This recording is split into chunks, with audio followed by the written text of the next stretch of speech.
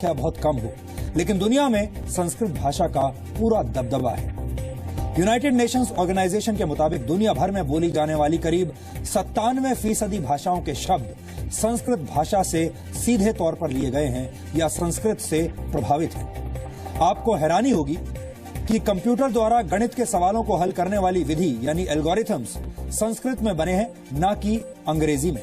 संस्कृत में दुनिया की किसी भी भाषा से ज्यादा शब्द हैं। वर्तमान में संस्कृत के शब्दकोश में 102 अरब 78 करोड़ 50 लाख शब्द हैं। जी हां, कितनी बड़ी संख्या है आप देखिए, 102 अरब 78 करोड़ 50 लाख शब्द हैं संस्कृत में। इतने सारे शब्दों के बावजूद किसी और भाषा के मुकाबले संस्कृत में सबसे कम शब्दों में वाक्य पूरा हो जाता है, यानी कम शब्दों में अपनी बात कहने में संस्कृत सबसे कारगर भाषा है।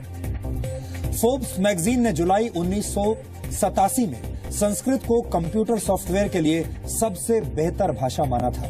अमेरिकी अंतरिक्ष एजेंसी नासा के मुताबिक संस्कृत धरती पर बोली जाने वाली सबसे स्पष्ट भाषा है, जिसकी वजह से संस्कृत कंप्यूटर प्रोग्रामिंग के लिए सबसे कारगर है। नासा के पास संस्कृत के ताड़पत्रों पर लिखी 60,000 पांडुलिपियां हैं, जिन पर नासा रिसर्च कर रहा है।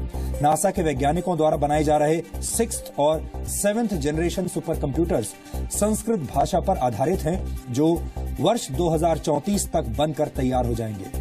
स्टडीज ये भी साबित करती हैं कि संस्कृत सीखने से दिमाग तेज हो जाता है और याद रखने की शक्ति बढ़ जाती है। इसलिए लंदन और आयरलैंड के कई स्कूलों में संस्कृत को कंपल्सरी सब्जेक्ट बना दिया गया है। अमेरिका की इंटरनेशनल वैदिक हिंदू यूनिवर्सिटी के मुताबिक संस्कृत अकेली ऐसी भाषा है जिसे बोलने में जीभ की सभी मांसपेशियों का इस्तेमाल होता है, जिसकी वजह से शरीर में ब्लड सर्कुलेशन बेहतर होता है।